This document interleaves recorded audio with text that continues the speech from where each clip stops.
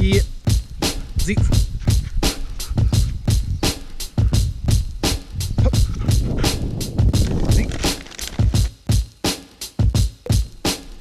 Leave it. Leave it. All right. Leave it. Yeah. Good boy. Yeah. Easy, easy, easy.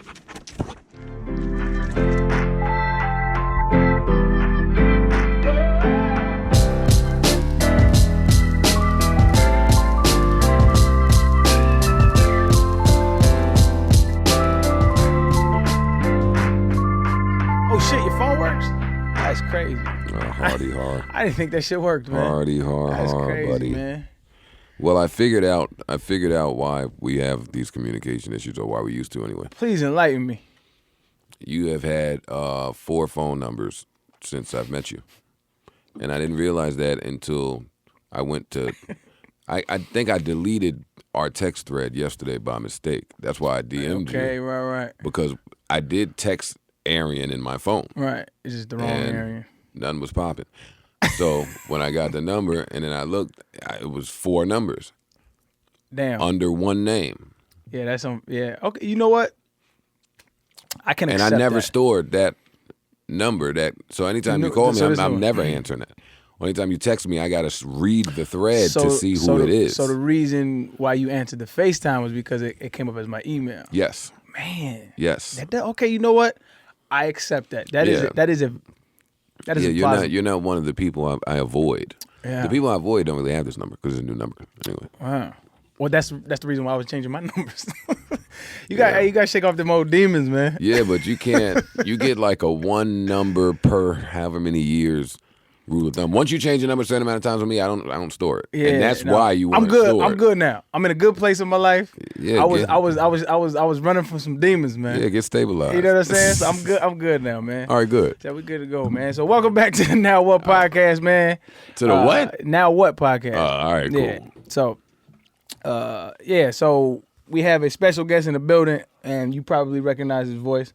And if you don't, that is Joe Budden. Oh man, round of applause. We don't have no. There you go. Super. It's a little slow clap. Yeah, we don't have no cool sound effects like on your shit. All right, but we need you to hit super. Super slow clap. Real quick, Smarty Pants vitamins. I gotta pay the bills real quick, man. Smarty Pants vitamins is a great supplement to. We all need nutrients. You get fatigued, and it is a great way to supplement those things, man. And you need to do it. You need to eat better, but. They paying you for this? You need to, yeah, of course, man. You need to. It's the truth though. We all need to eat better. You know what I mean? All right. Okay, man. So get some Smarty Pants vitamins. We appreciate them. I'm gonna get some. You know what? I am getting paid by them, but I do take them every single day. It's not a plug. We're done with the plug. Like I take them every single day. And the problem with Smarty Pants vitamins is you're supposed to take 6 a day. The men's complete. I know this feels like a really long plug, but I promise you, like check me out. I'm listening. I don't care about my body, so I don't give a fuck about any of this shit. No, I'm telling you, like, I end up popping like 17 of them in one sitting, and I don't even know if that's healthy or not. I actually need to look that up. I don't know. Can you overdose on vitamins? And can we still get the check if this goes out unedited? You're right. If you can overdose on this, then don't do it. I don't advise taking more than the daily recommended amounts. But anyway, man, what's up, bro? Here's the good part. If you do indeed suffer from mesothelioma, then you and your family are eligible for financial compensation. What is mesothelioma? I don't even know what that is. I don't know, but the commercial comes on. Yeah, I mean, granted, there's probably some people suffering from that, man. So and I assume that they would need financial compensation. Yeah, no, for sure, man. But anyway, man, how you doing, fam? I'm good. This is a long time coming, bro. Hey, tell the people why. We've been. They have no idea what you're talking about. Yeah, no, we've been. I thought you was ducking me for years, man. Talk about it. And you finally figured out why we had communication issues. I've even trolled you on Twitter about it plenty of times. Plenty of time. But it's because I have changed my number around 4 times in the last 5-6 years. Yeah. Yeah. So that's a lot. It is. Like the people in my life don't change their number that often. Yeah. So, but I mean, you get a pass. Yeah. Hectic life sometimes. Yeah, man. Sometimes you gotta do what you gotta do. You gotta shake those demons off. Back against the ropes like Ali. Yeah, no, for sure, man. So you shake those demons off, and you start a new life. I know. So I stored your number now. Right. And you can delete all the other ones. I with did. Good money. Trust me, I did. Okay, cool. We good. So never will we have a communication issue. Yeah, and I'm here. Oh my God. You showed the up. traffic coming here to this particular part of town. I appreciate it, man. You know, you don't make many stops in Manhattan. I'm told. So yeah, on a weekend, on a nice day in New York. Isn't that when it's popping? Man? I don't want to be around nobody when it's popping. Okay. I want to be home like Yo, I walked out today. I walked out the house today, and the sunshine hurt my eyes. I was like, damn, it's too bright. I mean, I'm a pessimist, but that might be too far for me. The sunshine hurt your eyes. Well, or unless you're talking about literally and not metaphorically.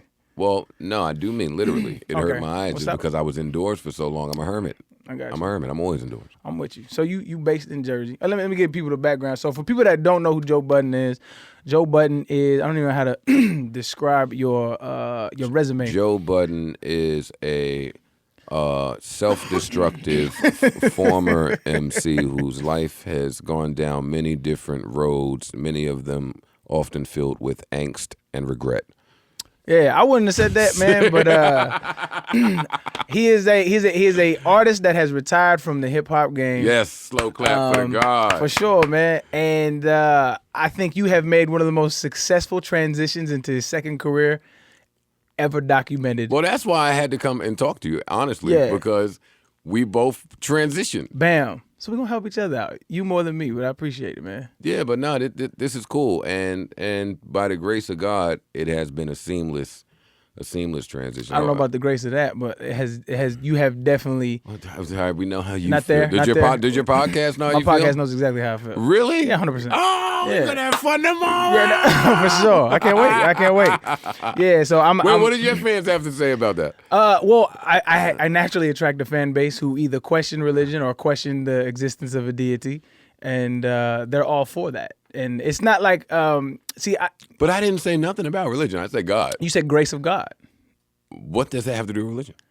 Everything. Oh, no. You better look at this one. No. So religion. It has absolutely nothing to do with religion at all. I mean, I understand it's a saying, unless you were just saying that it's a saying. But no, a belief in a higher power has zero to do with religion. Okay, so a belief and a worship of a higher power is the definition of religion. No, it's not. Show it to me. You know what's dope is we have... Show it to me. Because I go by the context of the English language as well. So if you show me that, then I'm going to say, Arian, you are correct. Is there a preferred... I don't care. Dictionary.com. I have an app on my phone. Hey, me too. My dog. Me too. That's my shit. dog. Yeah. I look it all up. That's why I'm pretty confident in this one. You don't know what you don't know. I know you've looked it up a bunch of times. Yeah, so religion. There's many different definitions. But we'll go with the first one. Well, I'm sure. Number one is a set of beliefs concerning the cause, nature, and purpose of the universe, especially when considered as the creation of a superhuman agency or agencies. All right, so you are wrong. Usually, it's not even done. Usually involving devotional and ritual observances and often containing a moral code governing the conduct of human affairs. This is it. Number two, a specific fundamental set of beliefs and practices generally I know what it says. Agreed upon by because I also have the dictionary.com app in my phone and I deal with words for a living. Okay. So you can don't waste my time. My time is my inventory here. What I'm saying to you is this: a belief in a higher power says nothing about what story, says nothing about how he got here, it says nothing about any of that. Right. And religion is belief in a story. Yeah. It's not belief in actual being. That's where we have conflicting definitions, because I would say that the notion that there is a God is a story. Oh, okay. Feel me? I understand what you're saying now. Yeah. All right. So I mean, atheism gets I don't want to say a bad rap because I don't think it's that crucial, but I think it gets misrepresented, right? So you hear people say or try to represent atheism in a way that's not accurate. So how I define atheism is the lack of a belief in a deity, a God, right? Mm-hmm. And everybody's an atheist in respect to other gods, right? So if you had Zeus or Thor or Mithra or all these gods that have been documented in history that cultures have believed in, You don't believe that they exist. You don't believe that Thor was a real thing, or Zeus was a real thing, or Poseidon, the god of the ocean. Are you telling me or asking me? I'm asserting. So if I'm wrong, I will retract. You should retract. You believe that Zeus was a real god? I believe in some other things. I'm curious as hell now. Let me know. Believe in a bunch of shit. Let me know what is your theological beliefs? I don't know. I believe in a higher power, but I'm a super creative, so my brain is not closed off to there being multiple higher powers. My brain is not closed off to those higher powers being women. Like I've never explored that far. I just don't really talk religion with people because I'm not religious. I don't give a fuck about religion. Right. I'm not into stories. I don't give a fuck about any of that. Right, and so that's why I say our definitions of religion kind of conflict, because I would say, I think that God is a man-made construct, but I'm not. You could be right. You could be right. Yeah, I mean, and I don't take the position that we're like I am right. I take the position of like that's all like the evidence that we have for a higher power. There isn't it. Got it. And so everything that if you let history repeats itself, like we're always looking up and trying to attribute the natural world to some kind of superhuman thing, which I feel like is an evolutionary. Okay. All right. Well, what do you believe in? Well, when you ask that question, what do you mean? Do you believe in the power of the universe? I believe in the power of the universe. So when you say the power of the universe, what do you mean? All right, I gotta go to dictionary.com. Yeah, Do you believe that the universe has powers or power? Period. Define power. Nigga, you just looked it up in your fucking power. Do you believe the universe has a power or powers? Period. But what do you? It depends on what you mean by power. Like, does it have? Is the universe powerful? The ocean is powerful. It depends on how you define the context of the words you're saying are very important. All right, so let's do it. So what word do I need to clarify? Universe? Powerful. Power. Because I know what the universe entails. I think sometimes people use universe in a like a colloquial sense when you're talking about like spirituality and like this mysticism behind it. Yeah. But that's not how I view the universe. But I didn't ask you about your views. Did? No. I'm asking you. You said, do you think that the universe has powers? I know, which means I'm asking you to step outside of your regular practices and ideologies and now explore some new ones. The same way you asked me if I believed in Zeus and all this shit, and I said I don't know. Right. But I'm not opposed to that. Like that's what these types of conversations are about. Let's explore some shit. So I'm not opposed to anything. I feel like it is more. It's more beneficial as a human being to believe in things that are true than are not true. Does that make sense? It does make sense, but what do you have to support that theory? So if you drink enough Pepsi, you realize that it's detrimental to your health. Correct or not correct? Correct. And the reason why you know that is because that there's evidence saying that the sugar inside of it and the contents and the carbonation is not necessarily beneficial to the operating system of your body. Right? That's not the reason I know that, but it's been, if yes. that's how you prove it, yeah. Yes. So that's on a small scale. Mm-hmm. On the grand scale, the more things that we believe in that are true is more beneficial to the progress of our health and our everything about humanity. So when you talk about the belief in a God, you talk about all these stuff, all these things, it is not beneficial to believe in things. I'm not saying that you shouldn't or you can't, but it's not beneficial to believe and then base your life upon things that cannot be proven to be true. You shouldn't say that to people. I disagree. You shouldn't say that to people because that may not be true for other people. Let's take this away from religion and spirituality. But see, that's why I have a problem with that, though. The power of the mind. But I have a problem. Hold on, before we move on. You have a problem. I have with the. I can't. So you're willful. I don't know. I don't accept that premise. I don't accept that premise. So you are willful. No. So I don't accept the premise that you said where it says that might not be true for somebody else, right? I believe in an objective reality, and this could get deep because it's philosophical. It can only get deep because you're only allowing your beliefs in the conversation. No, okay, because like I said, I believe it's no. It's not about my beliefs, right? I think it's more productive to be a rational, reasonable human being, i.e. believing in things that are demonstrably true, right? So like I have no quarrel with there being a God.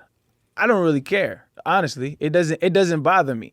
I just don't see any evidence that there is one. True. I have no dog in the fight. So when you take the position of atheism, it's not this. There's no God. I'm not asserting that there isn't. I'm just saying I don't see evidence that there is. When I start talking about the power of the mind, I've stepped outside of the religion conversation and whether somebody believes or doesn't believe in God. You just said you want to go up to you're gonna go to people and tell them that, hey, you having dreams of shit is gonna amount to absolutely nothing, and there's nothing in life that proves that. I don't know what that slick shit is that you just said, but not. You can't run around telling that to other people just because you subscribe to that theory. No, it's not. I'm not subscribing to any theory, right? So there's a lot of words being thrown around that are important right here, right? Okay, so first of all, I'm not subscribing to anything. Yes, you are. Okay, You're subscribing to quite a bit. Would you believe that? So do you accept the premise that it is more beneficial for us to believe in things that are true than are not true? Yes. Right. So that I accept that premise. Yeah, I mean, I think that's demonstrably true. Can I respond to that? Yeah, go ahead. Do you know that begins and ends with each individual's own interpretation of what is true and what is not? And can you answer my question? Okay, so when you frame it like that, I would this is where you would say I'm subscribing to something, but this is where I'm saying I disagree, right? Because if I tell you that there's a sun outside that provides energy to the earth, right? You would believe me, correct? I'm following you. All right. If I told you that there was an invisible sun that follows the sun, would you believe me? Yeah, I might.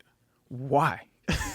Well, it depends. What more are you giving me? Okay, this sun that follows the sun, and this is merely an analogy, but this sun that follows the sun gives people ideas, good and bad. Okay. Well, how does it do that? I don't know how it just does. I would need a little more than that, Arian. Exactly. That's my whole point. So I'll tell you how. Let me wrap it up. Let me wrap it up. Let me wrap it up. All I'm saying is when somebody says that there is a God or there is spirituality, I'm saying what you just told me. I'm gonna need a little more than that. That's all I'm saying. That's not all you're saying. That's all I'm saying. But nobody, that's fine. That's that part. There's nothing wrong with you saying that. Right. I'm saying you can't go up to other people and tell them that they can't have hopes and dreams because. Hopes and dreams of what? All right, forget it. I mean, it's important. Hey, this is going to be fun when you come by tomorrow. Yeah, for sure. This guy's great. So I'm not saying people like, yo, I'm not saying, yo, you shouldn't have dreams and hopes like as a human. What I'm telling people is. You're saying that if shit cannot be proven, then there's no point in it. I didn't say no point. I think it's more rational to take the neutral stance than to assert that there is something that. So it's like this dude named Matt Dillahunty, he's a brilliant mind, right? He's like a famous atheist, and he has a brilliant analogy. And so it's like if I have a jar full of gumballs, right? And I told you that would you agree with the premise that there is either an odd or an even number of gumballs inside of that jar? Yeah, you keep asking me blanket questions. I don't know. You have to give me more than no. If there's a jar of gumballs in here, mm-hmm. Would you agree that there is either an even or an odd number? Oh yeah, I would say that. It can either be even or odd. There's no other thing that it can be, right? That's true. Right. So there either is a God or there isn't a God. There can be no other thing. It's just a logical assessment of the situation. Well, what do you have to God or gods, either one. Well, some people, Arian, and this is where maybe later on in life your thinking will change, maybe it won't. But some people have seen evidence of a higher power existing in their lives. I hear you. So because you can't tangibly prove it, right? You can't tell people that. You can't tell people they can't believe in it. That's all I'm saying. And I don't. I don't know. You just I just think it's irrational. Okay. What else is irrational? I want to hear more about what else is irrational from you. There's a lot of irrational shit. I think the way. Wait, I asked him what else he believed in, and what did he say? It depends. Do you believe in aliens? Do you believe in ghosts? No, I don't believe in ghosts. I believe that the How you don't believe in ghosts? I've never seen a ghost. I've never seen a ghost. There's never been. So you only believe in things that you can see with your eyes? No, that is what you're saying. Not at all. I believe in things. It sounds since the start of this podcast, that is what you've been saying. I believe in things that you can demonstrably prove to be true. Because you can't see atoms, but they exist. We can prove that they exist. You can see atoms, not with your eye, but you can see an atom. Yeah, you can't see an atom with your eye, though. But we know that they exist. Because we can see it. So my question to you we cannot see an atom, my nigga. Why you can't see an atom? Show me where there's an atom in this room. Well, this is a studio, so I can't show you an atom in this room. You talking about a person? I'm talking about... What's an atom? A atom is a particle that everything is made up of. That is exactly what I thought an atom was. Yeah, so you can see a particle. You can see accumulations of particles that make up things, molecules. Like so, a small atom, and then it binds with another atom. That's chemistry. It can create two hydrogens, one oxygen. So then you can see water. a fucking atom, Arian. No, this is beyond the point. And I said to you that you seem to not believe in things that you can't see with the naked eye. You can. It's just like people always say, like, when you're talking with theists, they'll say... Did you say theists? Theists, yeah. Is that the shortened slang term? People who believe that there's a higher God. right? These guys have fucking slang for their crew. Wait. Theism... You can't have a cool name for not believing in shit. Look up theism. So what happened to the A? So I'm an atheist, right? Oh, so it is two different things. Atheist, lack of belief in a God. When I say when there's a few of y'all, no, when you're talking to theists, you're a theist. You believe in a higher power. Like these are definitional terms. Oh, God. Yeah. Atheist and theist. These are terms that have been around since the Greeks. This nigga with the and you talk like a damn Greek. The fuck this nigga running around talking in fucking Roman numerals and shit. All right. Talking in Roman numerals. All right, no, this is great. This is why you're one of my favorite people, though. And this is why I was offended when you was thinking I was ducking you. Like, I love talking to Arian. Well, I appreciate that, man. Just to wrap up that point, because it's an important point. I'm just gonna wrap this up. I don't believe in things that I can't see with my eye. I don't not believe in things that I can't see with my eye. That's not what I'm saying. What I'm saying is it is more rational to believe in things that can be demonstrably proven as true. Not saying that there are things that we cannot currently detect, but I'm saying it's not reasonable to do so. Because this is where you get into trouble. Say you believe that there's a God, and say another guy believes in his God. His God is telling him to kill you, and your God is telling to kill him for whatever reasons. It is irrational and it is illogical, and it brings about this invisible judiciary system that nobody can attest for, nobody can account for. So it's basically whatever. You don't think some things defy logic? Like what? Because I seem just I don't know if I have to guess. I mean, you said things defy logic. I would love to see something defy logic. All right. Well, if I'm just freestyling, yeah. Took me a minute to really, really get a grasp of someone jumping from a building into a pool of water and dying. What are you talking about?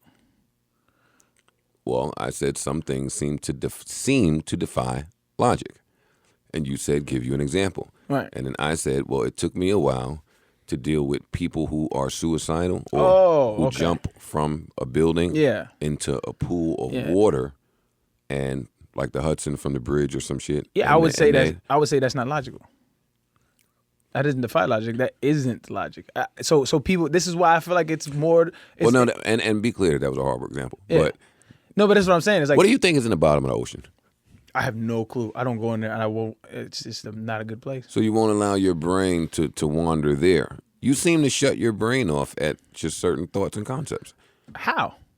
I'm asking you to explore and think. Use your muscle in your head to tell me what's in the ocean. Well, I know you've never been there. That's like asking me what's in the next galaxy. I have no idea. Which is back to my original point that you seem to not even believe or think give any credence to anything that you have not seen with your own eye. No. Or that people have not seen with their own eyes. No, so I asked you about the ocean, which you know exists, and you told me that's like asking you about another galaxy. That's not telling to you. That is the least explored place on this earth. You said at the bottom of the ocean. You just said the ocean. This earth is a dot on the piece of paper, Arian. I agree, and we haven't explored it enough. So you said what's on the bottom of the ocean? I have no idea. And okay, so we know shit is going on outside of the earth, right? Like in the galaxy, in the solar system and shit. We don't know. We can speculate, though. Haha. So you do know that we can speculate about shit. We can speculate, but that's not verifiable evidence. Yo, you gotta be having a blast. Don't straight face me over there, damn it. All right, no, I feel you. All right. It's I'm just having a blast with this whole talk. 100%. This is the podcast that I wanted to start. Shoot. I could always use a co-host, man. You know what I'm saying? No, you shout out to Smarty Pants. But guy in Smarty Pants. But it's like I said, I think that in our society, right, it is important for us to have an objective truth, a bottom line that everybody says, okay, we live in the same reality as one another. Like I said, there is one sun. We understand how light works. We understand how sound works. We understand how these things work. There's one sun to our knowledge. That's a perfectly accurate statement. In this solar system, there's one sun to our knowledge. Got it. Right, and I don't think there is another one. We have a lot of evidence that says that there isn't. This nigga back to evidence again. So you don't think evidence is an important standard to live by? Let me tell you about who you talking to. Yeah. I dropped out of high school. I dropped out of summer school. I dropped out of Votech. I dropped out of the GED school. And I don't really. What I'm saying is, I don't get my information from people or schooling or revisionist history or what. Like, that's not how I acquire information. I get information just by thinking. I'm inquisitive. So how do you? So when you ask me certain things, right, my views are going to be a little unique. So how do you? Is there any kind of process that you go through to vet your ideas and your thoughts? Yeah. What is the process? Well, it depends. What's the thought? What are we talking about? What are we thinking about? Okay, there are multiple. Just to piggyback off what we were talking about earlier, I just want to know the process. I want to get back to that conversation. What is the process of you thinking that there could be multiple gods? Like, how did you come to that conclusion? Well, I didn't conclude that. Oh, you just saying it's possible. 100%. Right. Well, I would agree. I'm not. See, but you're closed-minded to a lot of. Why do you keep saying I'm closed? Because I keep throwing out just a bunch of shit that we can't really prove, and every time I do, you stop your brain from even exploring. Only because we can't prove it. You haven't asked. You haven't asked. I asked you about what you think is in the bottom of the ocean. I have no idea. You told me it's like another galaxy. You want to be 7-legged jellyfish? I have no clue. I can make some shit up. I have an imagination if that's what you're asking. I could definitely imagine. Well, I would like you to imagine. Okay, I will imagine with you all day. But I won't answer. Okay, so what's on the bottom of the ocean? I think that there are some creatures down there that are humongous, and I think that they are reminiscent of the prehistoric age. But I have no idea. Prehistoric age. So you do believe dinosaurs existed? They did exist. I don't believe that. Okay, yes, I believe dinosaurs exist. No, nigga, you believe that dinosaurs. Sure. So even your own theories conflict. Okay, so let's because you do believe in some shit that's not necessarily verifiable. And you're gonna start telling me about some shit that they showed you, right? Okay, cool. Okay, so in a fucking museum or some shit. Okay. So we have to set some groundwork for this conversation. I'm listening. Okay, so the groundwork that we said, we have two different worldviews. I subscribe to this worldview, right? I subscribe that there is an objective reality, and the best way that we can investigate this objective reality is the scientific method. There has been no better or more accurate way to investigate the natural world than the scientific method. I don't think you subscribe to that. Is that accurate? You don't think I subscribe to science? No. I subscribe to science. Well, then science tells us that dinosaurs roamed this earth. God. You just said you subscribe to science. Come on. All right, so keep walking me through this. Okay, so is there any better way to investigate? And while you do that, let me look up the word science. Okay. Just so I'm clear. It's a methodology. It's a methodology of trying to understand the natural world. So is there any better way that we have as humans to weed out what is true and what is not true? As you looking up what science means. Science, a branch of knowledge or study dealing with a body of facts or truths systematically arranged and showing the operation of general laws. Boom. Beautifully So put. where in science does it tell me that dinosaurs existed? Right. Again? So this is how science operates, right? Science operates under a couple basic notions that says it starts out with a hypothesis. It's somebody that is investigating the natural world and say, I think this is the way that things are, right? And when they understand how, or when they feel like they So science starts with a nigga like me. yeah, 100%. And this is why, like, this is why I don't shun religion, like, to a certain extent, especially in its inception, is because it was the philosophy and religion was the start of questioning why. And that was the start of science, when you start questioning why and how things happen, right? So it starts with a hypothesis, and a hypothesis is, I think this is how this works. And then after that, you test and see how it works. And if it tests, you see, and it works like that, then you make a prediction. And the prediction says, if I dig into this sediment right here, I should find this bone fossil, right? And when you do that, and you time after time again, it becomes accurate. That's when it becomes solid science. So when you talk about theories and versus hypothesis, I talked about this with Charlemagne on my podcast. A theory is the highest in science jargon, right? A theory is the highest known, like it's higher than a fact in science, the way that they use it. It's a multiplicity of facts. It's a bunch of facts combined that says this is a solid. Yeah, we definitely have two different worldviews. Yeah, 100%. Yeah. You are fucking. You put a lot of. You give. You I care about what I think. No, you put a lot of stock into just a bunch of man-made shit. I would disagree. Even your definition of science. It's a more man-made bullshit that you're telling me. How is it? That's why it was important for me to tell you that I dropped out of all schooling. Right. Because I get it. I know all this shit that you're saying. So that's what they teach you in school. That's why I left the school. So hold on. You don't think that that education is a gateway to a more productive life? Yes. What you just said, education, which is very different from schooling. I would agree, but so you just asked me a question that we weren't talking about. It gives a good foundation, though. But you said that's your opinion. I don't think that school gives a good foundation to anything. That's why a lot of people are getting into homeschooling. That's dangerous, though. Life is dangerous. That's true. But this is why when you say a whole bunch of man-made shit, science is. You're telling me about a bunch of shit they teach in school. But science is a self-correcting system, right? Of course, it has its flaws, but it's like I said. Give me another methodology that has produced the results that science has.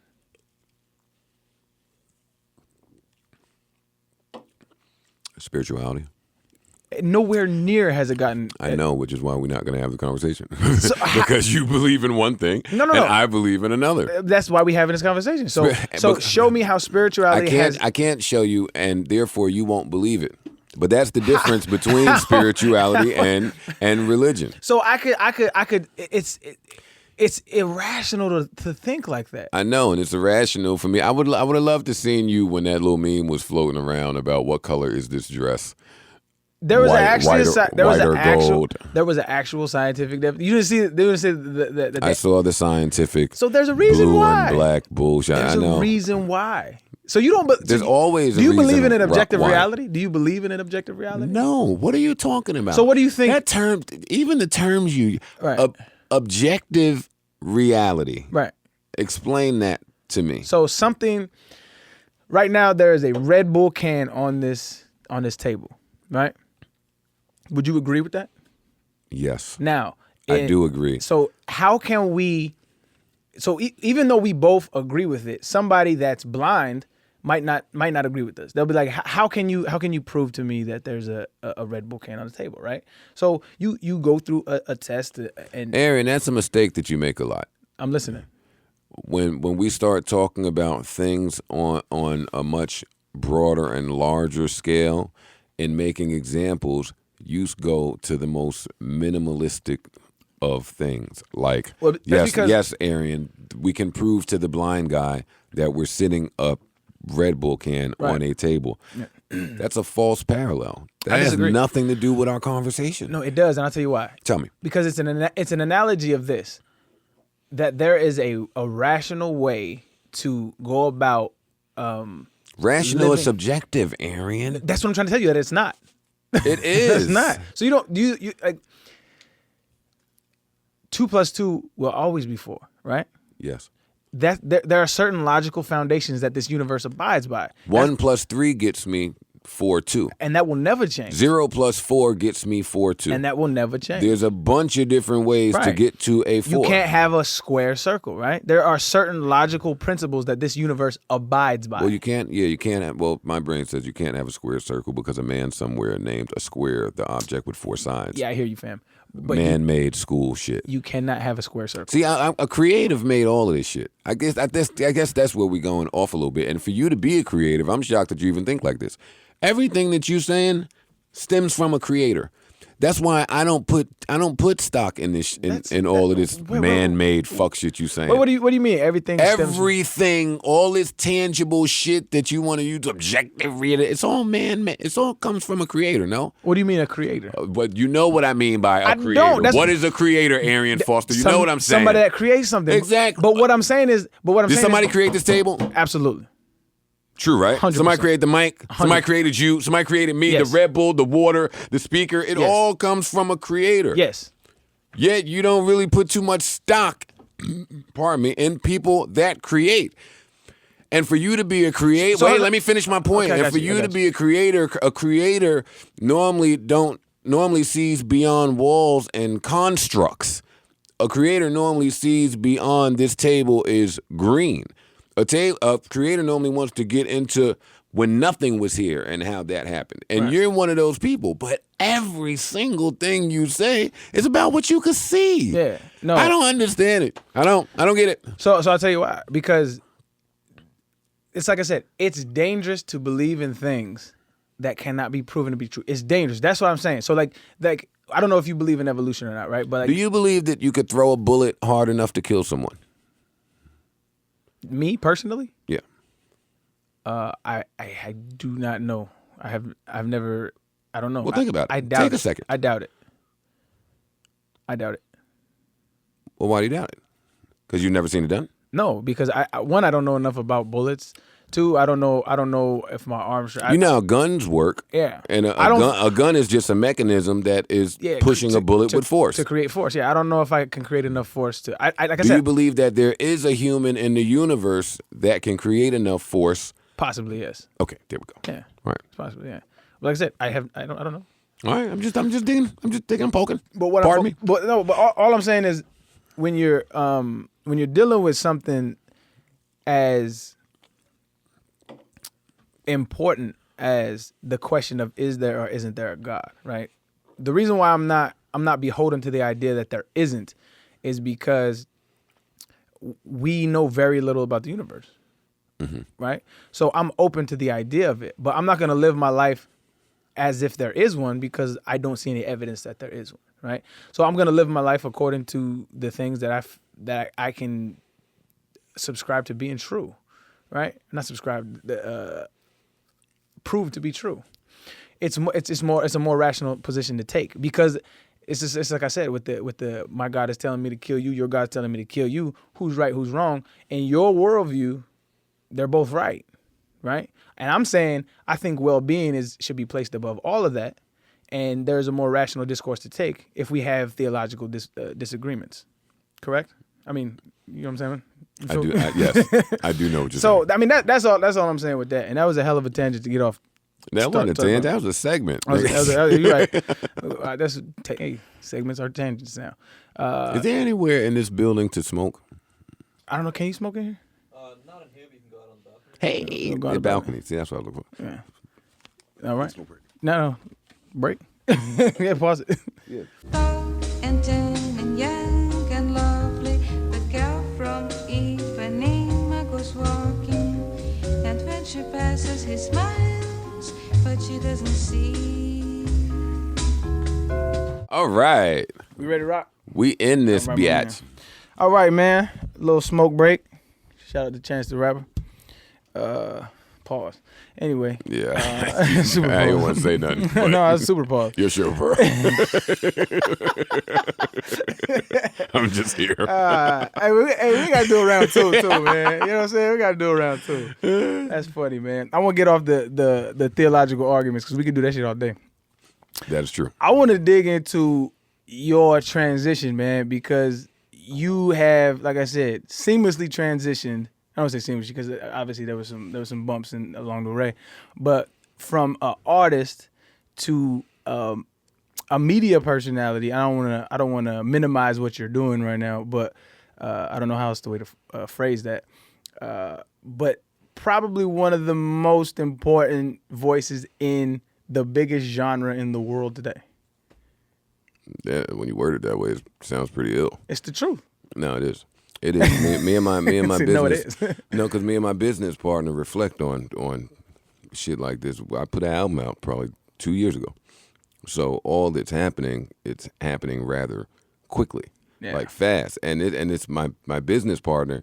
He's new, so he just got here maybe 3 years ago. Right. So for him to see it, like for him to know what the plan was, Right.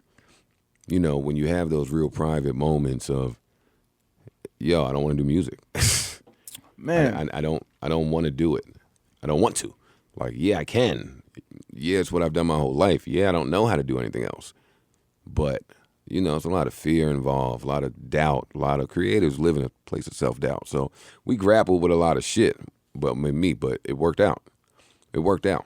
I'm not going to say quickly, but... No, that's what I think. I think people get that shit confused a lot because you're on episode 150 something of your podcast, correct? 160 something like that. And so, I mean, you put them out weekly, so this shit goes back years. Yeah. And so I dug into like one of your first episodes, and like, you know what I'm saying? I had like, no idea what I was doing. Yeah. I didn't know what a podcast was. But that's what I'm saying. But I think you were one of the innovators actually in understanding that this medium you have in the internet can be monetized somehow, some way, and it took some years to kind of cultivate and find your lane, but you did it, and now that shit is No, it took years for technology to catch up. right. I hear that. Today we're able to do some things where, you know, these conversations are where music is at today. I had these talks in 01, 02, 03 with label heads. How music was set up, you know, it just sounded like some astronomical shit when I'm saying, hey, the internet. Yeah, I didn't want to hear that shit. That's crazy, but you know, in that same right? So I feel like you don't get the credit you deserve in today's music. You have fathered this generation's music. You was making emo music when emo music was frowned upon by the gang. Would you agree with that? Yeah. And like that sentiment is now the standard in hip hop today. One of them, yeah. So do you feel one of them? What I mean, it is the standard. One of the biggest artists in the world right now is Drake, and he is the. Well, I will say that all of the biggest artists in the world, they lean on that. So do you? Is that shit frustrating? Is it like, yo, I was just ahead of the game? No. And I think that was the big misconception with me in my career for a long time.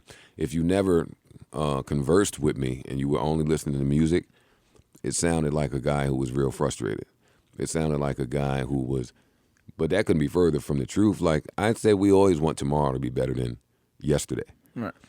So for me in 2001 and 2002, when I was trying to put emo songs or more emotionally driven songs on product, and the labels was like, nigga, fuck all that. We need 2 singles.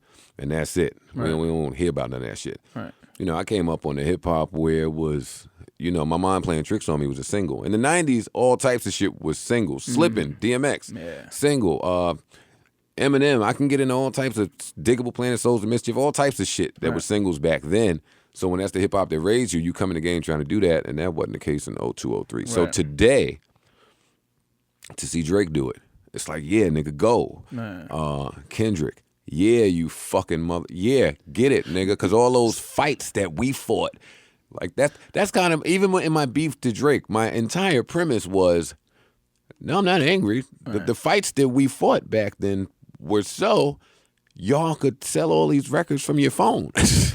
Man, that's a rare quality to have in a kind of like an egotistical driven genre. Well, which is why I shouldn't have been in a genre anyway. I've never been egotistical.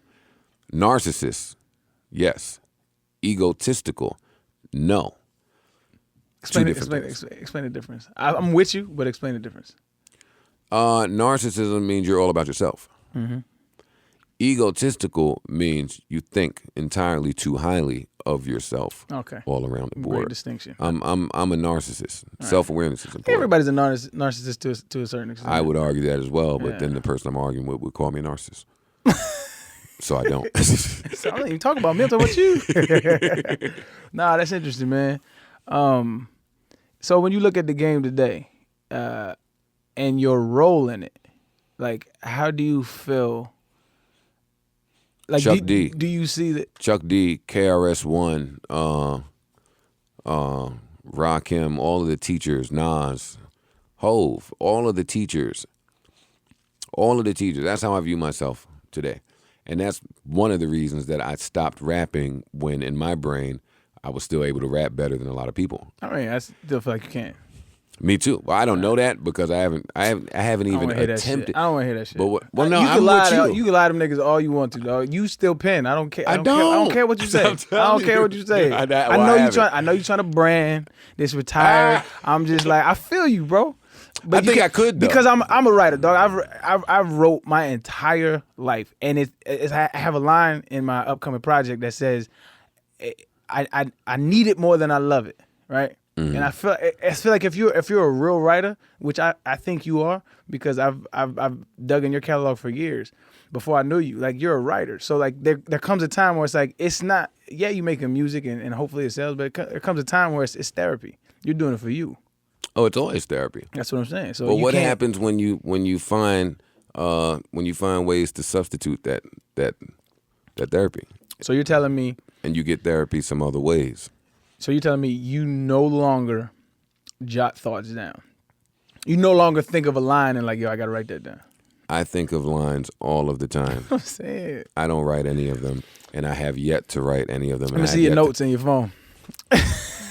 Hey, and let me tell you something, Arian Foster. That's one of the great things about me. Let me tell you the generation I come from. I come from like last decade, we used to make jokes and crack on your friends and shit. So like when MySpace, all that shit was out, I used to say, give me your phone.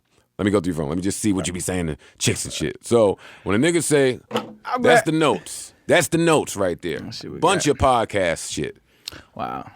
Every week. Podcast. So you must. I erased all the raps. You must have like an app in here that you hide in. They're not there, bro. They're not there because what'll happen is I'm an addict. I can't do a little bit of anything. So I got the same personality. So if I rap or if I hear a beat that'll make me want to rap, if I go too far in that thought, I'll start rapping and I'll be a rapper again. That'll take me totally off of my course. I stopped rapping because I felt like if I continued to rap, I would be behind in what I wanted to do in my 40s. So you feel like you can't. And now I'm ahead. You can't successfully multitask. Well, that factored into my decision making. I don't think you can rap and multitask. There's a man that used to say, "Creatives create."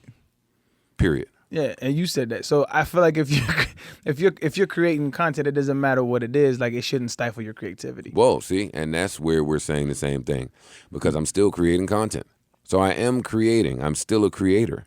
I'm just not rapping. Different mediums. Yeah. So I guess you're still okay. That makes total sense then. So you're not necessarily jotting down the thoughts of, this is how I feel about the game. Now you're just kind of verbally expressing it and finding creative ways to get those same kind of. Listen, you want to have an honest conversation. You want to have a real honest conversation. That's what this podcast is about. All right, so let's have a real honest conversation in rap, and I was just explaining this to my brother the other day. In rap, you are independent or you sign to a distributor, right? Or however you're in a major. Right. You can only put your album out however you're putting it out. So if I'm on Def Jam, I can put my album out on Def Jam. I can't put that. I can't go to Atlantic and put an album out. Right. I can't go to Empire and then put an album out. To whereas in the world of content, I can go sell something to MTV. I could then turn around and go sell it to Tom, Dick, and Harry up the street. I could then run around and sell it over here. That's not true though. I mean, Yes, it is. Yes, true. it is. That Yes, aspect it is true. is. I'm saying it's not true. Like if you create kind of if you write a rap, you can do that too. Like No, you cannot. One of the most successful independent artists in the world is Hobson, right? And he's independent. So all he does is he puts out content to his fan base and then he goes and tours. Let me help you. Hobson is not one of the most successful independent acts in the world today. Shoot, I'm open. Well, the world is different today. He was, All right. but today, niggas on the phone, like everybody's independent today. Tekashi's independent, so it's different. I used to be when Hobson was one of the biggest independent acts. I was one of the biggest independent Tekashi's acts. independent? I didn't know that. Yeah, Wow. he's not actually signed yet. I'm sure he will be. I didn't know that. But there's a bunch of niggas like that. But it's not the point. That was one of the points I was making. Okay. Secondly, in rap, I had to really sit down and have an honest assessment of my finances in rap. Because it's just touring is the only And way this you is can make money. somebody I've been on a major, so I've seen the money that you make on a major. I've been the priority at a major, like the A act, like that they're working on. So Well, I've seen that. So okay, go ahead. I've been independent, so I've seen that. I've been sorta independent, so I've seen that. I've seen all the different ways that rappers make money. Right. So when you're no longer passionate about actually rapping, then it gets into, all right, well, is it a job? Is it a job that I just want to go do and make a couple dollars? Number one, my answer is no, because nothing I do is based off money. And two, no, I wasn't one of the rappers that made that much money to do it against what I wanted to do. Right. Never. And I was never one of the rappers that wanted to rap until I was a million years old. Like, that's not my thing. So you don't. This is why I think is important. I mean, I totally agree with what you're saying, but I think Hov's album 444 was so important because it showed that hip hop can age well. Yeah, but it may have shown that to some people that weren't looking before. Busta Rhymes showed me hip hop can age well. Fat Joe showed me that. Slick Rick. I'm talking about commercial success. Fat Joe had a #1 record last year. He did. Oh shit. And I bought Flow Joe in 1992, and it Yeah. was the first beat that I probably ever freestyled off of Yeah. I didn't. as a 12-year-old. You're 100% right. So, actually, it's funny. We were just talking about the Jim Jones album not too long ago, but when Cam came on the Jim Jones album, I started doing math. I said, wow, here's Cam sounding like Cam in 2018. I remember What Means the World to You in 1998. That's 20 years. Right. Don't really feel like that. Back then, we used to applaud longevity so much. We used to really factor that in when we were talking about like a LL or just anybody who had some longevity. Today, niggas don't give a fuck about any of that. We don't care how long you have been here. That's to your detriment now. So what do you think? I agree 100%. So what do you think can remedy that? Because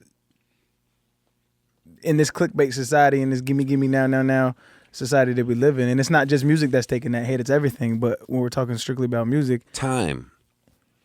It's gonna take time. I mean, I think you're sort of like a little hip hop prophet, man. And this is why, just to bring up this point, to talk about what we were talking about earlier. You subscribe to my worldview when it comes to the shit that you know. You know all of this shit about hip hop because you've experienced it, and there's evidence for everything you said and then do. But it's something that you have. It's well thought out. It's planned, and this is why you are successful in this lane. Is because boom boom boom works. Boom boom boom boom doesn't work. Boom boom boom doesn't work, and you know what is and what isn't going to work in this lane, and that's why you are in the position you are today. yes and no. Tell me the no part, because I know the yes part. I think you are ignoring the intuitiveness that comes with that. Did you? My experiences. Yeah. You're right. I got signed and I got a record deal, and what it taught me was actually exactly what I've been talking to you about. What it taught me was things are not as they appear. That's what my record deal taught me. So I'm able to operate at this pace because the people that think like music business people, they're so predictable because they operate within a certain restraint. Hey, you proved me right. They can't can't get out their own box. So I'll remove myself from the music business and operate at my own pace, which to me is much higher than that. I can imagine and foresee and just do what the fuck I want. So that's an interesting aspect of it. You're kind of like an independent contractor for content.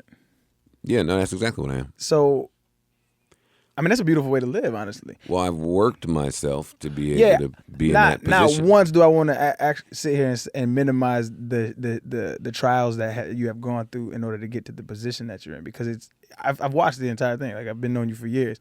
Plus, I've been a fan of you for years. So it's like I've watched the growth and I've watched the grind, right? And because like, you see how the internet turns on people and then loves people and then turns on people and loves people, right? It's like right now they love you. I never thought that would happen for me. It's crazy. Like, and you were like a villain, and then you turned into this hero and this champion of hip hop culture. It's impressive as shit. I don't know how it's impressive as shit. Like, you know when you popping. Like, you popping right now. Yeah, but I don't know how it happened.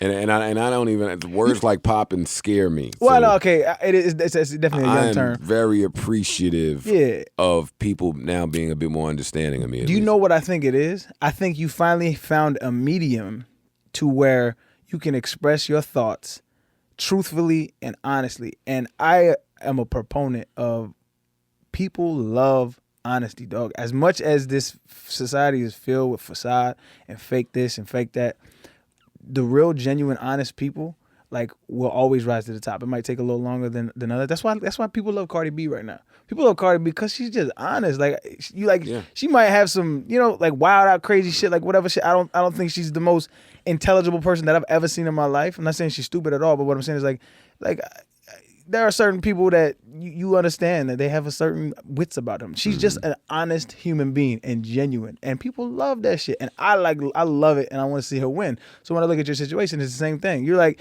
you started commentating on hip hop. That's what you felt. You kind of been saying it in your music for years, and then but now that you can say it in a form where you're not coming from a place where it's like a diss.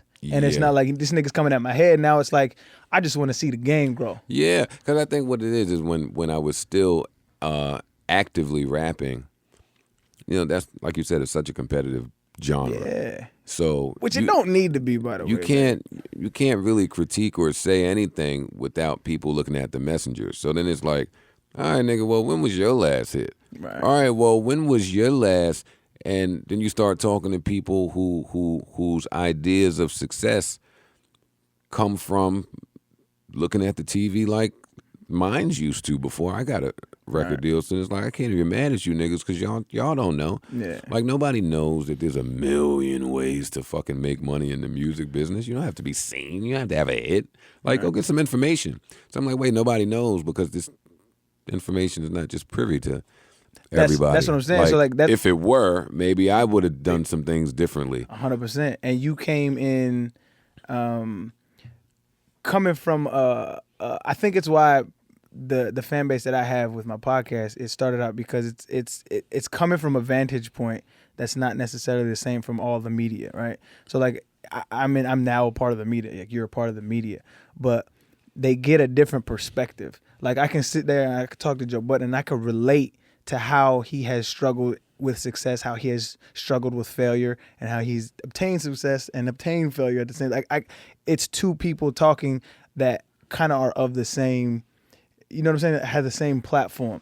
And not to be forgotten in all of this, the past few years, that you got the president of the United States fucking just pushing this fake news narrative. So now more than ever, people want to hear from outlets that are not so controlled. That's 100% true. Yeah. That's 100% true. I mean, was that a cognizant choice as far as like I think this could be my lane because I bring a perspective that nobody else brings, and this is why I feel like the show with From Everyday Struggle with Academics was so successful was because you brought that element of no, I really know what I'm talking about, rather than a Skip Bayless or a Stephen A. Smith just up there talking. You know what I'm saying? It's that aspect of it where it's like athletes look at those cats like they're fleeting opinions and they're characters. Whereas like yours, like he really knows what he's talking about.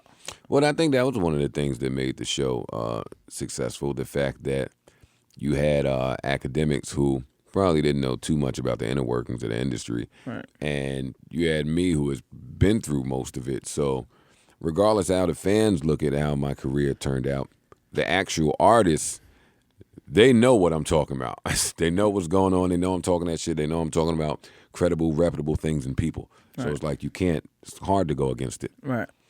What happened with that show? Because I loosely have, because it was that was probably the first hip hop show I actually tuned into. Like I'd never watched BT or MTV like that, but like it was like, yo, let me see what Joe talking about. I was like, yo, this is actually entertaining. Like I enjoy this, and plus it helped me stay abreast of like what's going on in our culture. And so, really, it wasn't like on no like boycott shit, but like when you left, I stopped watching because it just wasn't entertaining. I know they got Star to replace you. It's like, what happened with that departure? Like, why didn't that pan out? Creative differences. As far as what though? I saw the show going one way, and they probably saw it going a different way. Like I saw me being paid one way. They saw me being paid a different way. I saw my role at the company being one way. They saw my role at the company being a different way. So you felt like your value was being diminished. That's how I felt. Right. I mean, that was my perspective. How far apart were you guys on negotiations? Because obviously it had to be a negotiation. They had to know your impact, and if not, then they do now. This is my first time in corporate America, bro. Right. So, this is a learning curve and it was a learning curve for me. So when you say, and a lot of people I spoke to say, well, they had to know your value. Right. There's no way for me to prove that. Yeah, there is. They lost 2 million subscribers when you left. They lost some subscribers, and I'm sure they lost a nice steady flow of income. Yeah. That's value. I'm guessing that.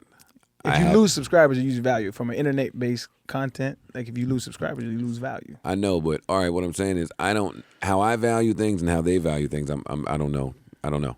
Right. Now, I would assume that what you're saying is correct, and you would put some value in subscriptions if you're a media company. Of course. It's the reason why, like, if you look at the whole Kaepernick versus the NFL situation. Glad you said that. Right. Let me cut you off. Okay, go ahead.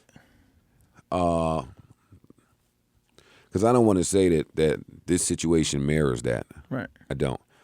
But when you start talking about value to these companies, like Complex just did a show with Peter Rosenberg. Okay. A late night show. Mm-hmm. Now, that show may not be more impactful or successful than my show, but it could be much more sponsor friendly. You know what I'm saying? I don't think that's the... But it could be. So what I'm saying is That's a conjecture. that would mean that to them, that is more valuable. You're making a leap there, though. You're saying if, and it might be, but I don't think it will. Well, I'm not speaking to these people to know, Right. but in the negotiations anyway, with me, it wasn't a numbers thing because money wasn't what was getting me up going to work every morning. Was it creative control? Yeah, of the show? it was a creative thing. That was So that was my baby. So what were you lacking that they weren't willing to offer, or they weren't willing to give on? I just think it was a creative control. All right, you keep saying that, so I'm gonna let it go. Well, I keep saying it. Well, it's like, because that's the specifically- umbrella everything falls under. So, Well, it's like- all right, so let's talk about it. So when you talk about, it might have been month 4 where I said, all right, I'm not really interested in talking about this shit anymore. The shit that y'all keep wanting to talk about. Like what? Kodak Black, I don't care. Triple X, I don't care. Like, and it's not to offend these people because I do care about the people, but they seem to be a more algorithm-based company, and I'm not like that. So they were, whatever was relevant in hip hop news, they wanted that content on the show, and you were like, no, I wanted to talk about and I wanted to talk about things that were of a little more importance. But isn't that what you're doing, like with your podcast now? Like shit that's relevant, you bring it up. And yeah, casually in passing, joking with my friends. But when there's a matter to get into, we get into it. Gotcha. We're not a surface podcast. Gotcha. And on the show, after a while, I just felt like we started talking about the surface of a lot of things. That makes sense, though. That makes sense. I mean, as a creative, that was boring. Yeah. So it's kind of like. So then, when we're doing that, we got creative differences there. I created the show, and I have yet to see my name slated as the creator at the end of the show. But I am seeing another name there, so it's a little confusing. Did you sign the paperwork with those stipulations in there though? The paperwork, that question comes up a lot. There was a talent. You deal with corporate America. There's no such thing as honest shit. You get that shit on paper. Well, I see. Well, let me tell you how I look at things. If it's my creation, then I'm probably gonna know the trajectory of it better than someone else.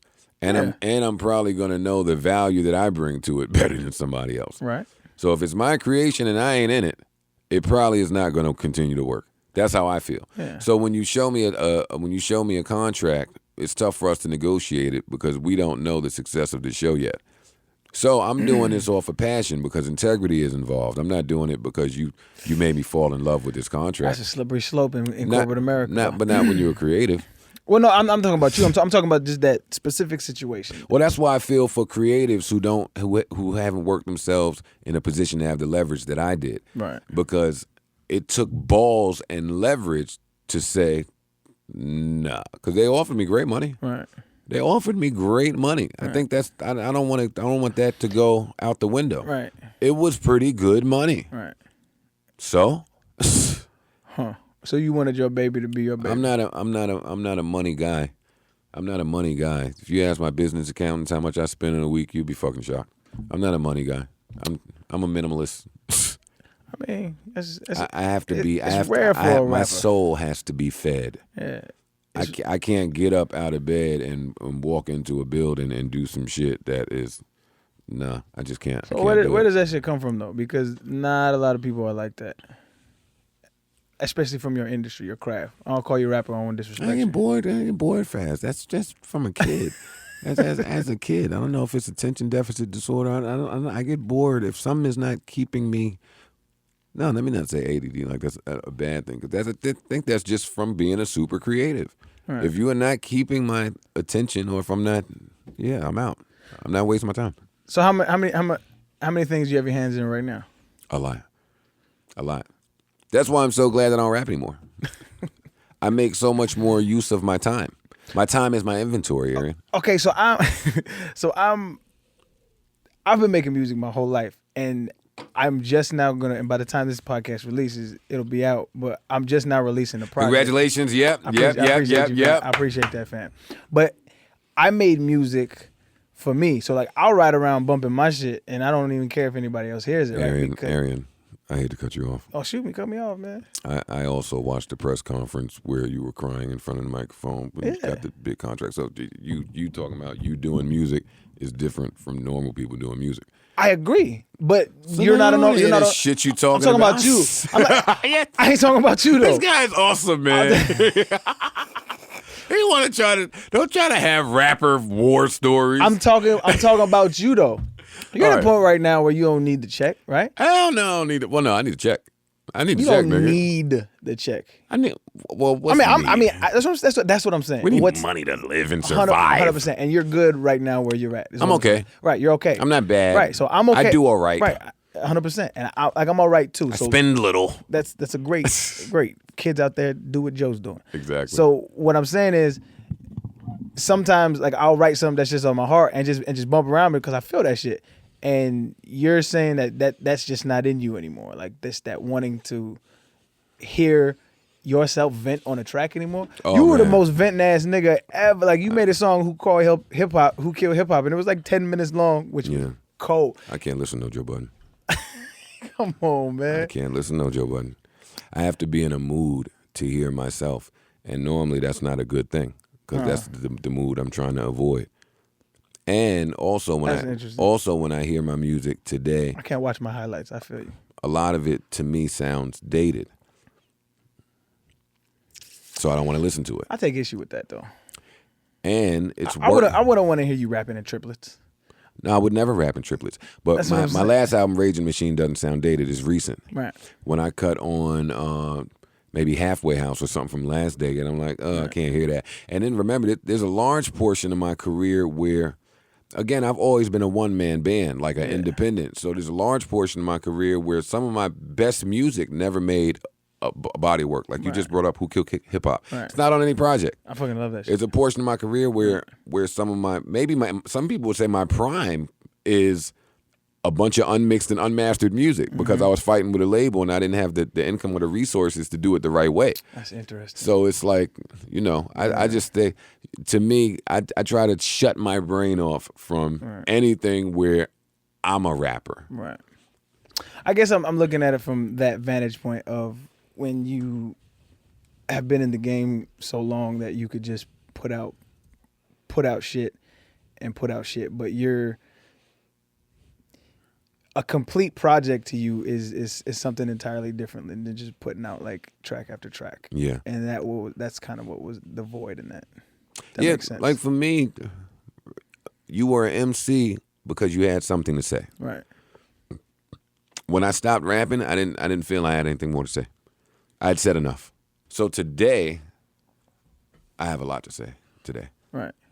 Which is why I won't try to write a rap or mentally write one, because the second I do it, I'm gonna unload the vault. I got to give you something now. Are you declaring you'll never put out another music project? No, I would like to put out another music project when I'm settled in my career path. I don't think I'm close to that yet. I'm on a war path. I'm on a mission. Yeah, it's gonna be interesting though, because I feel like you're doing shit now that I don't think you'll be able to walk away from. No, I won't walk away from it. I won't ever walk away from it. I'll get to that multitasking like you spoke of earlier. When I'm a little more defined in my career and where I want to go and I got. Do you think it's possible for an artist to have success and not be hidden? And what I mean by that is, like, you look at like the cats that are like making, like, so like in your position. So like if you put a project out but you have all of this visibility, I feel like the non-visibility of some artists is kind of an attribute. I agree. You know what I mean? So you think it's possible to have both?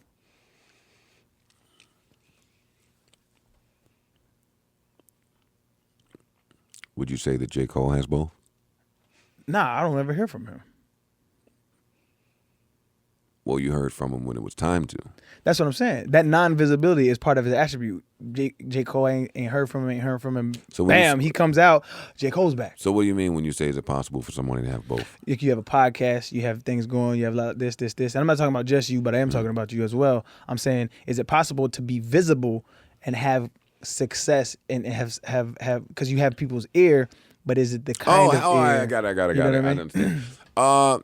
In music, I don't know. Right. It was not for me. Right. I was unable to. Because I don't think that's achieve been done yet. And I think that's the problem a lot of people are having. I had that problem. I think that's one of the problems Bryson Tiller had on his last run. Right. I think Party Next Door. I can name a million niggas who are like that, who really don't want to be seen, but Right. you know, it's the life we chose. Right. When I stopped rapping, though, yeah, it was like easy. Right. It was easy. I was able to shape and tack my life in a order and fashion that was more conducive to what I wanted to do, which is why I don't leave the house now at all. Right. Most of my work is in the house. In Jersey. Yeah. When did you realize it was like, oh, hold on, this is like we on, like this is a thing. We've been on, nigga. We've No, been like rocking. the podcast. Oh, you asking? Yeah. Oh, I never knew. You just said we was on, nigga. Oh no, I thought you meant our conversation. I No, thought you were about to, no. We've I been. I'm misunderstood. talking about the transition. Like, when was it like, all right, I'm doing a podcast? Because like I still haven't had that moment where I was like, yo, my shit is good. I still feel like we're grinding, like we're building. As do I. Okay, maybe you should always feel like that. As that's how I feel too. I had the idea to start a podcast just in Detroit in a Slaughterhouse studio session. Slaughterhouse. It was such an ill session with Slaughterhouse and M, and the conversation was so ill, but I knew nobody would ever be privy to it. I was like, damn, that would be an ill podcast. So I said, you know what, fuck it, I'm going to start a podcast, because rappers ain't moving like that. Yeah. Rappers ain't just, let me go do one and see what happens. Right. So in year one, at the end of year one, we were getting 50,000 listens, like, consistently. Right. And I felt like that was okay. Yeah. No, that's. I felt like that was okay. Right. But then there was Combat Jack, who God bless the dead, rest in peace. Was like a podcast god. Combat Jack was doing 200. I think the Reed was doing 200 or over 200, and those numbers seemed unfathomable to me at that time. Because at that time, I felt like I was doing all I could to promote it, and I didn't know that just time, just time and being consistent in podcast world. It goes the furthest. Yeah. It goes. So in year two, I think that the end of year two, we had a lot more bumps in the road in year two. That's when I terminated one of my co-hosts, and then she moved to LA. So then it was like, all right, let's find a substitute. I want to bring another girl in. Right. And that was tough. Right. So we started bringing in a couple girls. The audience didn't really fuck with that. Then it was just me and Rory. Then I started bringing a couple of my friends in, and one stuck. Right. Then it was like, damn, how can I get this nigga to stay every week, like to do some free just shit? Because this whole time, this is free. I don't take ads. Yeah. Because I want it to just be a certain way. Right. You don't take ads now? No. Really? Not a one. Wait, so this is free? Yep. You doing that shit for free? Mm-hmm. What the fuck? Yeah. That shit I didn't even have a rebuttal. I was so expecting to get into the business aspects of podcasting because it's interesting to me, but let's get into it. Why are you doing it for free? I'm doing it for free because of the landscape. Because I know the value of it, and I'm looking at the landscape. I probably can't tell you but so much more on the mic, because that's how I've stayed afloat, being able to be ahead of things. I got you. But I won't take an ad, because why would I take an ad now? Like, all right, let's see. I took a few ads before. Right. 7,500, 10,000 here and there. I get how it adds up. Right. Fucks with my content, and that's not enough money to fuck up my content. So I just build the content for free, and I give it away for free, because podcasting is not leaving. This is the very early stages of podcasting. I don't make money from this. I've never made my money from podcasting. Right. This was, let's have some fun and talk some shit. Now that I see how much money is in it, bro, because I know I'm not, I still take meetings and deals, and right. I still do all the listening and have the conversations. Right. I just won't do it, because just wait I'm the hottest podcast, and I know where I'm projected to be in 5 years. Right. No, that makes perfect If sense. I do this with no ads for the next 5 years, I know what the check somebody has to hand me. So that's all. Hey, I can't argue with that. But we can still have the business talk, because there's a lot of money in podcasting. And that's why everybody and their mother today is trying to start a podcast. Right. It's just not as easy as it looks. Bro, that's what I'm trying to tell you. I get the homies hit me. I was like, hey, man, I'm about to start a podcast. You got advice? Good I'm luck. like, my nigga, yeah, good luck, bro. It's like, because even I had a following, and even the following I had was like, no, I'm not listening to that shit. And it's you have to just grind it out. And I'm still, this is episode 25, 20, I don't even know where I'm at right now, in the 20s, 30s. And so it's a grind. And like you have to stick to it. You have to. The thing with podcasting is, I was just telling somebody this the other day, podcasting is one of those rare things where you can't even really give a nigga too much advice because it's different for everybody. Everybody has a different. It's a different because there's different platforms, different podcasts, templates. Yeah. So like that's what we was kind of talking about before we got on was my format. The reason why I started podcasting was one. We different in the sense that I'm not gonna do this shit for free. I refuse. But two, it was to explore myself, right? So like I get a chance to chop it up, like because I have a little bit of reverence in today's culture. So they'll say, 4-time Pro Bowl running back Arian Foster wants you to come down to this podcast. Like that'd be a good conversation. And plus they kind of know my pedigree as far as the intellect that I bring to the table. I can have interesting conversations with a physicist, a podcaster, whoever. Theist. Yeah, theist, the atheist. I can have an interesting conversation for everybody. I feel like an audience can benefit from, and so and I also get to grow from that because I've learned things just here talking to you. I talk to people from all walks of life, so that's where my initial interest in podcasting came. But I don't think. I take the joker's mentality more. If you're good at something, never do it for free. So I'll take my lumps I'll take my gains where I can get them, and grow organically with there. But like I said, I can't argue with that logic of like I'm gonna build it out, and when I take an ad, it's gonna be an ad. I feel you. Because I don't even know that. Maybe I'll never take an ad. Maybe I'll just license it. They might love you for that. It's a million different, and that's one of the reasons I say all the time. I could not. I don't see myself going back to the rap business anytime soon, right. Just because logic and science. Right. I do a podcast once a week. I do 1 million every time I do it. Yeah. The numbers are a bit different in music. But that's what I'm saying, and that's why I understand what you're saying as far as like, you don't want to get a check. Or you don't want to get a check from it. You want to give it out for free. Arian, I've spoken to Puff. I've spoken to Hove. I've spoken to Steve Stout. Right. I've spoken to Leo Cohen. Right. I've spoken to... Stop stunting and get to the point, nigga. No, that's not the stunt. The stunt that ain't the stunt yet? That's not the stunt. Okay, gotcha. Because that can't be the stunt because I just told you I haven't taken a deal. Yes and no. You that can't be the stunt because I'm telling you I've met with all these successful ass niggas and walked away with still on my path. Right.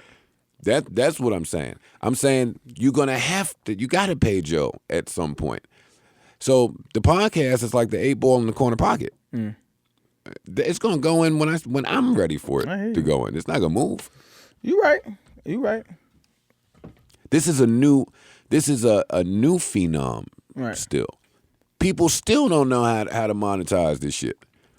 People still don't know all the money that's in this shit or how valuable it is. It's probably one of the most valuable creative contents there is. The industry still don't want us to. They don't want to tell us neither.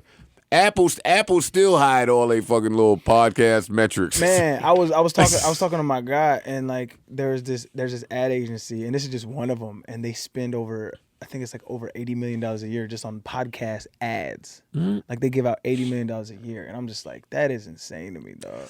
See, before I put an ad on my podcast, I'll go call you. I'll go call 5 other my friends with podcasts, and I'll say, hey, why don't we all get together and form a network? And now that same company that I was going to go get an ad for $5,000 on my podcast, I'm going to show them the number of me, you, and all of my friends that do podcasts. And now I'm going to say, hey, my network has over 100 million XYZ. Know what that check looks like? I'm going to edit that shit out.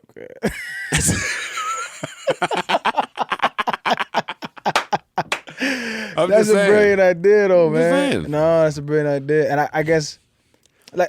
you've been in the podcast game for years now, and so like those are the kind of thoughts you're having for. I was just like, I wanna be able to make enough money to where 1, I'm still enjoying the conversations, and 2, I'm able to like just all my expenses, my expenses are paid off by the podcast. Like that was really the goal, but like you're like, I want to take this to the next level. It's much bigger. I like it. I look at Howard Stern. I look at Opie and Anthony. I just look at. you know, it's the world today is in a place where you can just get a different type of dollar. Yeah. The athletes today get a different dollar Yeah. than the athletes yesterday. The rappers today make more than the rappers in my generation. Like, that's just how it is. That's how I always viewed when because I went on Rogan. I went on Rogan's podcast, and I saw. You know what? I used to try. I didn't know that he was tough, strict with the guests. I didn't, dog. You want to talk about? I was so ignorant to because I've heard of his podcast. I even watched a couple, listened to a couple. It was all good. I didn't know how fucking huge it was until after I was off it. Oh, okay. See, I had knew. no clue, dog. knew. Like I had that little wolf tweet, right? So I told us I could beat up a wolf. That shit took off. Like I had the National Wolf Agency put out a statement saying, "Listen, like don't try to fight wolves." Like it was crazy, right? And then I happened to be in LA, and I'm friends with Neil Brennan and their friends. And Neil Brennan set it up, and he was like, "Yo, you want to be on the Joe Rogan podcast?" Now that's a stunt. Okay, cool. 1 for 1. We good. We even. But so I get on the podcast, and I was like, "Yeah, I'll go on." I talked it up with him, chopped it up. We good. I get off, I get on the internet. My shit is blowing up. I get like 10,000 plus followers, and I'm just like, I've never had a spike like that before. And it's like, that dude is huge in the podcast game. And no disrespect to him at all. I think he's a god at what he did. He was one of the first early innovators of like, yo, I can make this internet shit a real a game for me. But I look at what he. This is how I felt about. This is just my mentality. So it really means no disrespect. But I used to look at like cats in the league when I first got in. I was like, yo, there's nothing that they could do that I can't do, right? And I look at the same way with this. Like, he's not doing anything that I can't do. So like, all I need to do is just grind it out, build that platform, and that shit will come eventually. How long has Joe Rogan been doing this? Bro, probably like 10 plus years. Got it. Yeah. Like I watched one of his first episodes, and it was like with the computer cams. So it wasn't even like the technology wasn't even there, but he had a following because he just kept at it, and he got his. It's funny because he got his base from. He was like super big in conspiracy theories and like aliens and like did we not go to the moon, shit like that. And then as he's grown over the years, he kind of takes my position a little bit more, where it's like it's more. Let's believe in things that are demonstrably true rather than not. But I don't want to go back down that rabbit hole. Yeah, somebody, quite a few people always say, I would love to see you on Joe Rogan's podcast. That'd be a good little meetup. And one time I tweeted him just because I saw the podcast and I thought it was dope. I said, yeah, man, fucking make it happen. Right. And nigga curved that shit. I was like, all right, Yeah. I'm cool. No, for sure. But the funny shit, so like, We'll meet if he's I'm part of the reason why, successful 100%. So like, he's part of the reason why I started a podcast, because at the very end of our podcast, he was like, yo, I'm gonna say you this, like, you should start a podcast. You're interesting, you're funny, you're intelligent, you should start one. I was like, you know what? I've heard it before. It's like, but like, if God stamp you like that, like, let's give it some serious thought. So I gave it some thought. Started one. I was like, all right, I'll do it, man. But like, you got to be my first guest. He's like, absolutely, man. I'll come through. Oh, that's dope. Curve. Oh. Oh. But I ain't mad because like, I don't never get like that shit. Don't ever like, I don't take it personally because it's like, yo, niggas is busy, man. Yeah. You know what I'm saying? Like, I shoot him a text. Yo, you get back to me. Like, I'm not going to chase you. It's all love, dog. And plus, it's like you gave me the idea and the platform to start in the first place. Like, man, it's all good. No love lost, man. Just like you used to curve me all the time too. I listen, I'm sitting here quiet because I'm about to say it. This nigga, so he chased me. I did chase you for this, I though. didn't curve you. I did chase you for this, though. I did not curve you. I don't like that phrasing. You started it. Matter of fact, I didn't hear that until I started following you on Twitter. Really? Yeah, I never heard that. I didn't grow up with that term. This guy got fine guy problems. You hear this nigga? They don't have any context to where that joke comes from, bro. So you can't just throw that shit out there. Yeah, sure they do. When a guy says, "Yo, I didn't never know what a curve was." If a girl walked in right now and said, "Yo, what is a curve?" I've never even heard that until you said it. But that wasn't. But that wasn't. It's lingo. It's jargon terms. So like, it's different. Like, geographically, I just never had heard niggas that. just getting curved. Yeah, they heard it. Yeah, I heard it. Yeah, I mean, yeah, I had my pick of the litter for the most part in my life. You're absolutely right, man. Yeah, well, listen, when a nigga can use terms like pick of the litter, then you know he's telling the truth. I mean, I'm light skinned, I don't think I've ever even said pick of the litter, so this is awesome. You're welcome. Yo, I really wanted to ask you about this, dog, because like 6 degrees of separation. I'm close to one of my all-time favorite rappers, man, Eminem. Like, what is that relationship like now? What was it like, and what kind of cat is that dude? Because I grew up loving that dude. Don't kill my hero, man. Well, he kind of killed. He kind of killed it for me, actually. I wouldn't kill him. Eminem shown himself to be nothing but a great guy to me. Right. professionally, this is before I knew him. I'm just as big a fan of his music as you are. So meeting him was kind of, being in that circle. That was an experience in and of itself. Yeah. Because just real meticulous. I guess that's one of the biggest things I took away from him. How much attention to detail him, even at the top of his craft, puts. Right. And that was telling for me. I was like, damn, well, I can't afford to be putting shit out and not paying attention. Did it change your work ethic at all? It made me pay more attention. Right. Because when I thought about it, all of the greats were psycho in that way that I had met before. They paid extremely close attention to detail, more so than a normal normal person. I mean, I've noticed that any kind of walk of or any genre, like a successful person is so meticulous. It's just every single no stone thing. Uncovered, unturned. Yeah. Because I don't even know how to gauge success in hip hop. Did you view Slaughterhouse as a success or not a success, or did you just view it as an experience? Or it was definitely an experience, and it was successful. And it was successful. I mean, life is about. Anytime you start getting into what life is about, it's some bullshit. But I didn't even like how that sounded at all. But what I mean is, that's some old wash shit too. What I mean is, if we're looking at the numbers and the end result, then no, then by business terms standards, no, it's not a success. Probably in the red, so no. If I look at it for what it did for me. Yes, for what it did for Royce. Yes, for what it did for M. Yeah, like for what it did for. God niggas, you was around some spitters, man. Jesus. Yeah, like that. That's the part that was fun for a lot of years. Right. That level of just being in a group with people with that skill set and that ilk, people that still cherish some of the things that you did in music. Yeah, a lot of fun. That's something that always intrigues me, man, because I think obviously it's not about me thinking, but the standard for lyricism is kind of non-existent in the gauge of success in hip hop, and I'm unsure it hasn't always been like that. I don't think, has it? Not always. Right. No, but I mean it takes turns. Do you feel like there's an emergence of lyricism that's going to come back? No, I think lyricism is still very much alive. I think there's just a whole other spectrum where they're pretty prominent too. So do you think? So I'm looking at hip hop, and it's kind of like turning into the old rock and roll, where it's like it was rock and roll, and then there's these subsets of genres that are starting to spawn, and that's scary because if you look at it, like there is no rock and roll really anymore. Okay, that's an interesting way to look at it. I never look at hip hop like rock and roll because they don't look at hip hop like rock and roll. They don't treat us like that. We're not afforded the same things. I ain't worried about that, but it's a genre of music that has spawned subsets of genres. So you had rock, and then you have grunge rock, then you have. But they're not identifying ours, and that's, I guess, part of the problem. Because we are identifying a bunch of subgenres. Right. Well, they just look at it as a whole bunch of niggas being niggas. Yeah. Wow. In rock and roll, there's grunge. Right. They're gonna identify it. Right. I mean, punk rock. Right. No, nigga, it's rock. Right. Well, I mean, if I want to be ignorant, I think that has been that was the dissipation of like rock and roll was. People not agreeing what rock and roll was, and then there's different there's subsets that have matriculated off of rock and roll, and then there's no more, and then the fan base gets thinner and thinner and thinner until it's like we're just separate. We're not even the same anymore. Yeah, which is kind of happening to hip hop in my opinion. You got trap, you got this, you got that, and then like sooner or later it's just gonna. I hope not. I think because like if you look at like I seen because it's becoming like just pop like.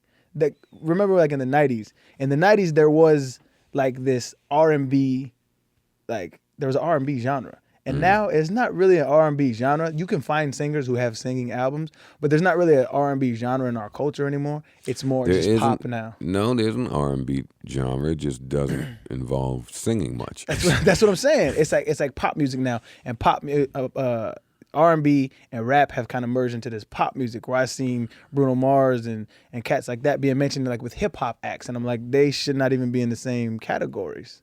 Okay. Does that make That makes sense. You follow me? That's why I think it's if you want to keep the, and I don't want to sound like an old head, but if you want to keep the substance, not the substance, the essence of what hip hop was, you have to find a way to keep it. Preserve it. Yeah.